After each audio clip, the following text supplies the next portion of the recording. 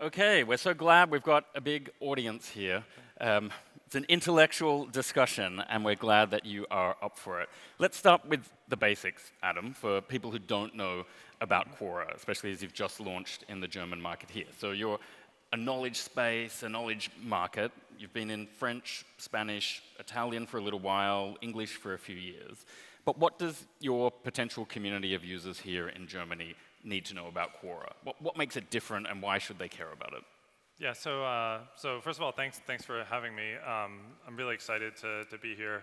We're here. I originally came because we're launching Quora in German, and so I think if you're not familiar with the product, there's always been lots of ways that people share knowledge online. There's lots of forums. People have blogs. People have websites.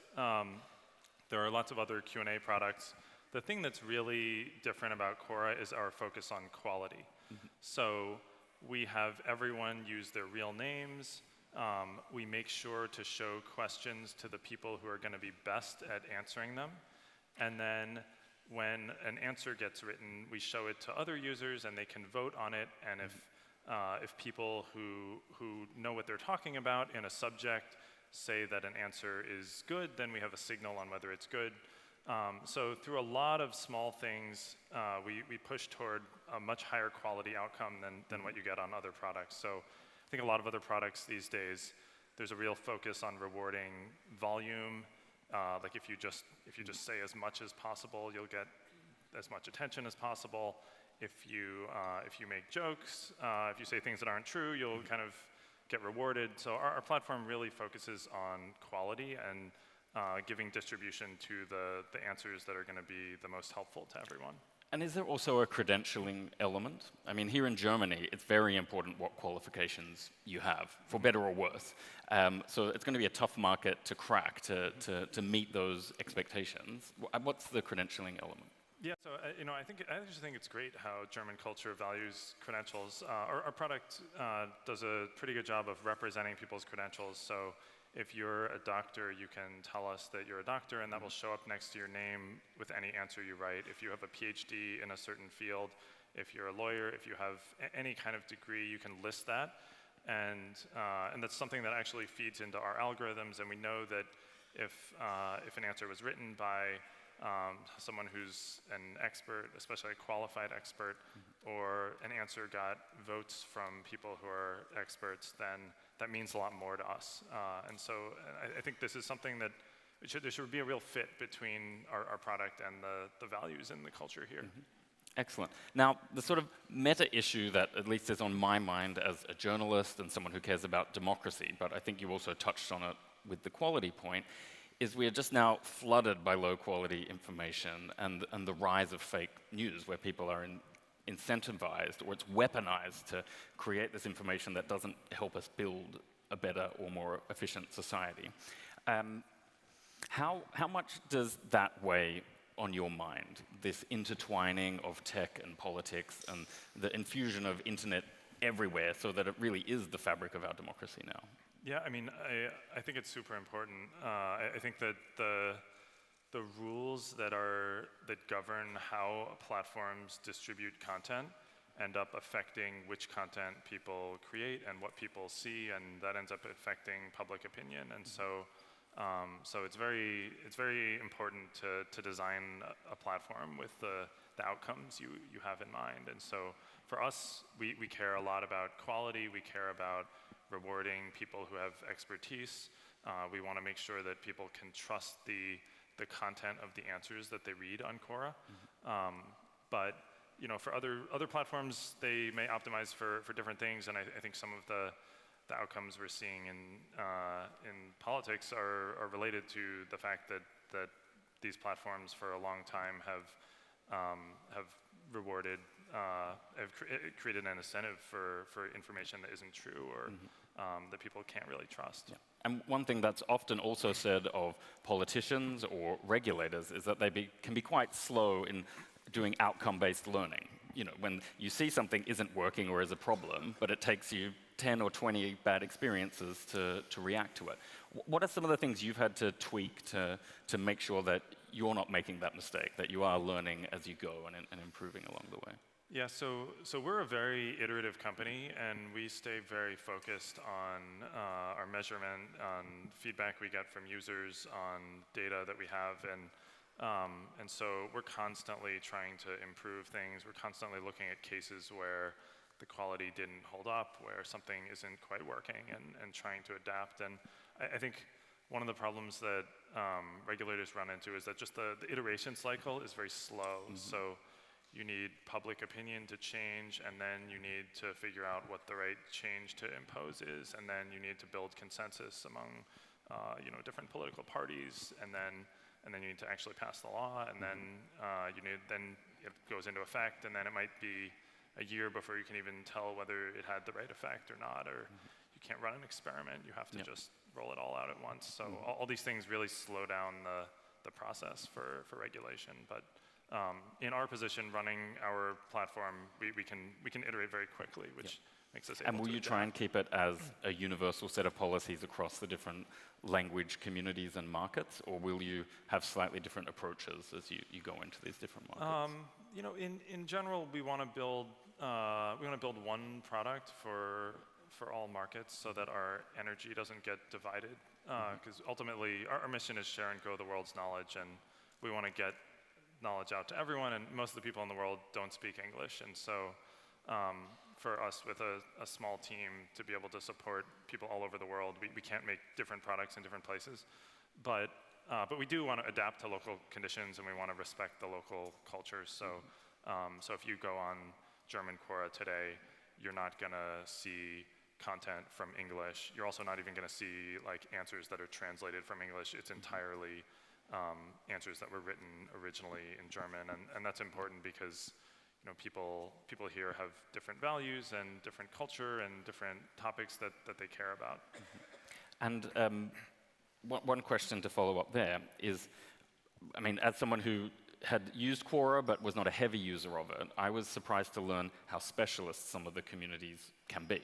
And so we've got quite a specialist audience right here, right now. So can you imagine that you can have communities based around German startup needs or specific startup needs in Europe? Is that the sort of thing that you would end up seeing in this new version that you're rolling out?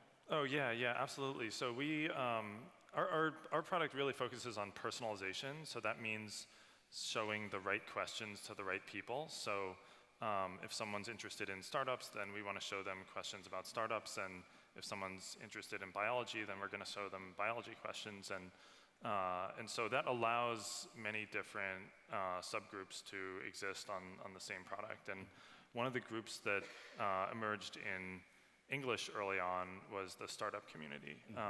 And so we started Quora. We're based in Silicon Valley, and we just kind of invited our friends, and they invited their friends, and that got us an initial early user base in English of people who were all interested in knowledge about startups. And I think starting a company is something where there's not a lot of great information online. There's not a course you can take in college that's going to really prepare you. There aren't textbooks that are standardized that are really well suited to the conditions change every year. So you need a lot of information when you're starting a company, and the nature of that information turns over pretty quickly, and so that results in a sort of ideal use case for Quora. So one of my hopes is that with our German launch that this can be a good platform for people to share knowledge about German startups and starting a company in Germany and technology in Germany, and specifically some of the knowledge that might be specific to the German market, like dealing with regulations here, immigration policy, or finding office space, all these things that are going to be different from what people who mostly speak English in the US or other countries are going to be talking about. Now, we've got some great questions rolling in on Slido, so I might bring them in because it's on point where we are now. The first one from Thomas. Can you explain Quora's business model? Where's the money come from to keep this going? Sure, yeah. So in English, we run ads, and it takes the form of text ads. So a lot of the questions on Quora involve someone trying to solve a problem that they have. And sometimes there are companies that sell products that are helpful if you have a certain problem. So companies can come to Quora and they can pay us a little bit of money to show an ad on a specific question or specific topic. And really, they can really focus their ads on showing up for the people who have questions that mean that those people might want their product. And so that makes for a good experience for the user because the ads are relevant to them. And also makes for a good experience for the advertiser because they get to focus their campaign specifically on users who are looking for their product. And do you have a kind of backdoor problem there, where it's a question from Sid on Slido, where people are trying to sort of skip the advertising aspect and just go straight into the answer section to do their free advertising? Yeah, so we're actually fine with that. As long as people follow our policies, we have some policies about that. They need to disclose their affiliations. The answers still need to be helpful to the person who has the question. But as long as that's true, we're okay with it. People need to write good answers and get votes from other credible people if their answers are going to survive on the platform. But as long as they're doing that, it's okay. So companies can actually get a lot of attention for free if they respect the rules of the platform and they write answers that people want to read. Yeah. One other thing I'll just mention is we're not, so that's our business model in English. We're not going to run ads in German for a long time. It's just part of our focus on building an initial high-quality community, and English will be enough to fund the business for a long time. So it'll probably be many years. And just a bit of personal feedback there. Like, I see a real analogy with journalism there, where there are so many ways to deliver news now, and people want it in so many different formats that the lines become really blurred. And at least in doing my job, the most important thing is transparency. Because people always come to you with an agenda. They want to be quoted in your story. They're not doing it just because they're angels. They want something out of it. And so you need to be quite clear about what that motive is, or where that idea is coming from when you present it. But you need to present it, otherwise there isn't a conversation. Yep. So, yeah, absolutely. Yeah, very interesting.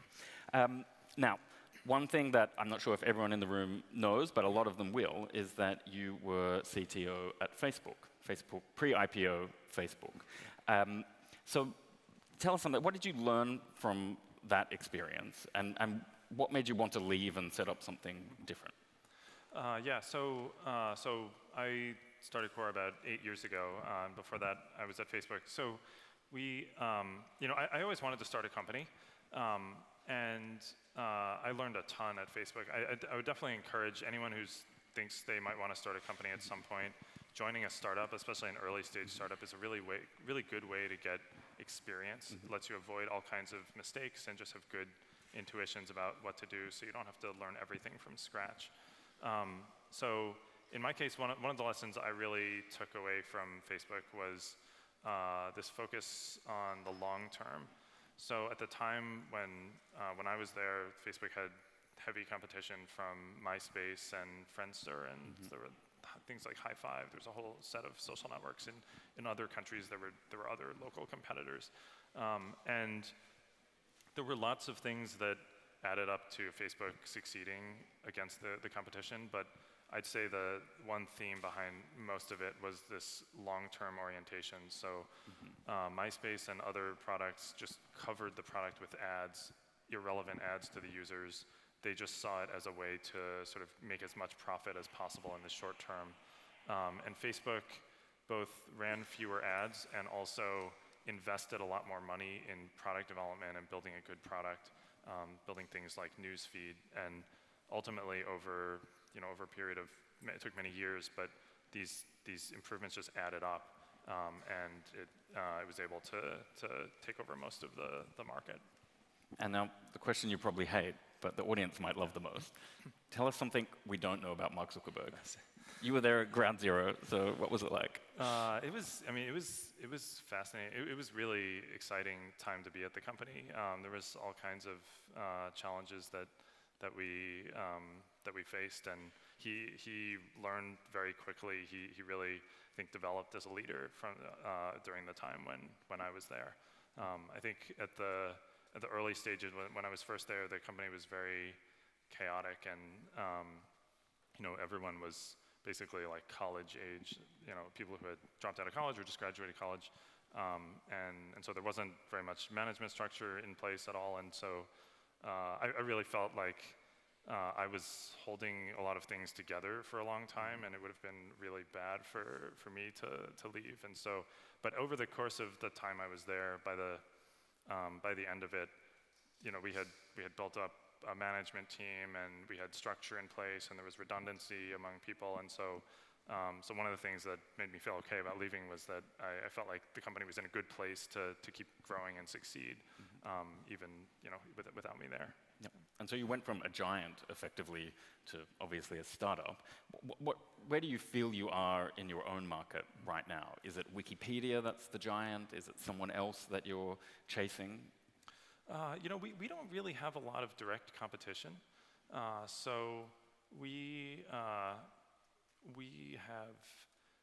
compete in different ways against different products, but we're really pretty differentiated. And in English, there's been different companies at different times that have products that are called Q&A products, or there's different ways for people to share knowledge. But if we survey our users and say like, what else do you use besides Quora, it never ends up being those other products. So I think the focus on quality puts us in a pretty different place than the other places where people share knowledge. So we're not too focused on that. Okay.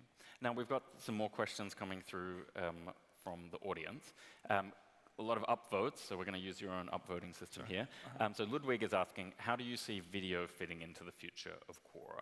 And will you shift from text to richer content formats? Yeah, so I think it's a great question.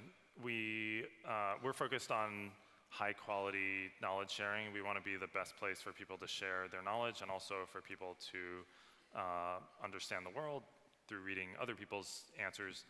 And I think video is an important part of that. I don't know exactly how much of the knowledge shared in the future will happen through video versus text or audio or pictures. But we want to enable all of that, and our product is basically built in a way that's sort of generic to the kind of content that's being communicated. So no matter who you are or what format you share in, if you write an answer or record an answer that's useful to a lot of people, and it's high quality, then we're going to go and distribute that answer to a lot of people. And so for almost all of our top writers, they tell us that Quora is by far the best channel for them to reach a big audience with their knowledge. And so I think that will continue to be true as we integrate video. We have a beta going, actually, where you can write answers with a video that's live today. Yeah. I mean, I'd echo that. Like, it's getting easier to do decent video, but I think people who haven't done video before, and this is definitely our experience at Politico, is that it's easy to do kind of adequate video. It's often really expensive and difficult to do really high quality video. So if quality is your focus, then it makes sense to move slowly on that one. Now there's another, I guess we're getting into more political territory, or it's even dropped off the screen, I think. But there was a question about how you manage data privacy and your business model. And I know in Germany that data privacy has always been a really big challenge, let's say. There's historical issues that come to the table that are different to a lot of other markets, and Europe just generally has been a bit more cutting edge, maybe not picking always the right battles, but fighting what seems to be the right long-term war about making sure users can have control over their data. So does that conflict come up often in your management and your planning for the company? So, I think we're pretty lucky because most of the data on Quora is public information. So if you write an answer on Quora, that's public, it's visible to everyone. If you upvote something, the fact that you voted that's something that the whole world can see, and same with comments and questions. And so there are some things that are private, like if you send a private message to someone, but the vast majority of our data is already public, so there aren't really privacy issues there are with the way there are with other social networks. So that lets us avoid a lot of that. But yeah, we have to we have to comply with all the government regulations, and advertisers we don't sell data to advertisers, but advertisers can come to Quora and say, I want to show my ad to people who are looking at this particular question or this particular type of topic. But it's all public. So the ads are public, the questions are public, the stuff that they're targeting is public. Yep. And was that just a logical consequence of what you were doing, or was it something where you sat down and thought, okay, this is just going to solve us problems later on if we start off in that position? No, it's just a logical consequence. I think we're lucky. The mission is share and grow the world's knowledge. So we want to get knowledge out to as many people as possible, and so the way to do that is to make it public. Yep. Now we've got a question from, I think it's Rover, who's asking, how do you incentivize user contribution? What methods work, and what hasn't worked for getting people to be really engaged users? Yeah, so because of our focus on quality, we don't really think of it as incentivizing users. We think people naturally want to share knowledge, and we think that a lot of the things you can do to incentivize contribution actually lead to low quality content. And if you look at where some other platforms I think have gone wrong and gotten a lot of low quality content, it's I think a lot of times because of these incentives. So different people are motivated by different things. Yeah. So basically, you can't make money out of bad information on Quora. That's not one of the incentives. Right. Yeah. So one, if you look at things like fake news, I think a lot of the fake news actually problem is the result of people being able to make huge amounts of money producing these fake news stories. So in Quora, you can't make money writing answers, but different people are motivated by different things. So some people, they feel like they've learned a lot over their career. They feel like they want to give back to the world. They want to share this knowledge and help other people out. So there's like an altruistic motivation. Other people, they are very passionate about some topic and they really care about helping other people understand more about that topic or setting the record straight about something. Other people, it might be in their interest for knowledge to be shared. Like it might be that they work at a company and they're sharing information about their company. It might be that their company helps people do something and it's in their interest for people to not have some misunderstanding about that. And then there's other people who they're motivated because they can build their reputation. So if you write answers on Quora, for a lot of people, this is the highest ROI path toward. If you're someone who has a lot of knowledge, if you're smart, if you have some unique insights about a certain topic, Quora is usually the most efficient way for you to apply that in terms of getting real-world recognition. Yeah. So we have basic brand building. Yeah. So in English, we've had someone who's able to raise a venture capital fund, and he credits Quora as having helped him build his reputation to the point where he could then go out to investors, to LPs, and actually raise the fund. So and have you ever hired people who were some of your top answerers? Oh yeah. And people, it's not just you get hired at Quora. You get hired at all kinds of companies. So lots of companies use Quora for recruiting, to find people to hire. All kinds of stories of users who get jobs. So there's all kinds of benefits that people get from writing on Quora, but it's we don't think about it as like trying to incentivize them. Yeah. Now, it's a question that's getting a lot of votes, but we've sort of covered it, but I'll ask it and answer the part you feel you haven't answered. So how did Quora start, and was the initial idea different from what the product looks like today?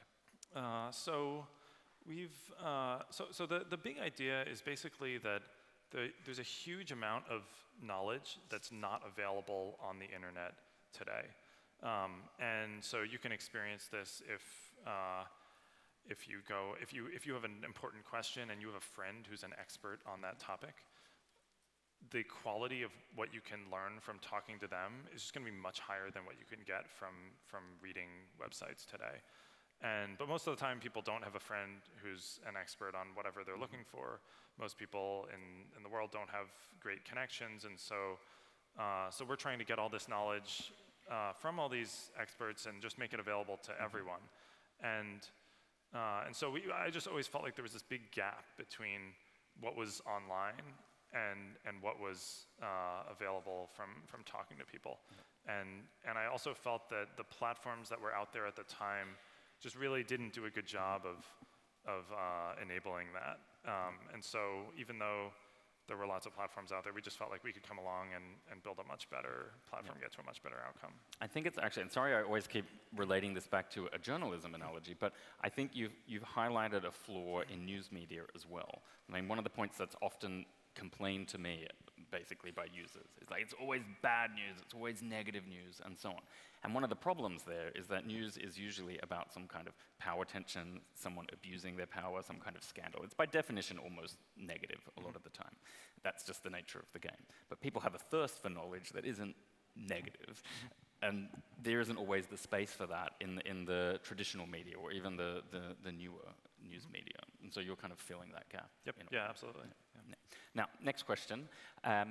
It's about, I keep losing the ones I'm interested to ask.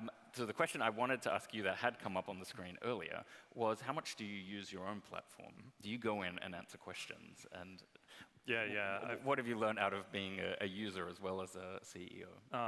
So I write answers. I've written hundreds of answers, and I also just read a lot of answers.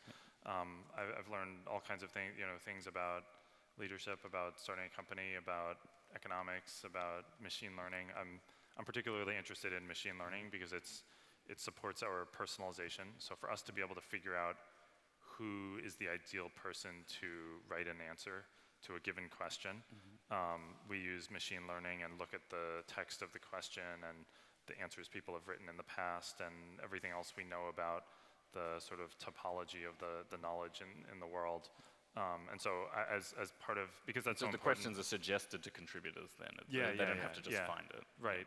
And it's a mix of, we try to predict what people are going to be interested in answering and what they're going to be good at.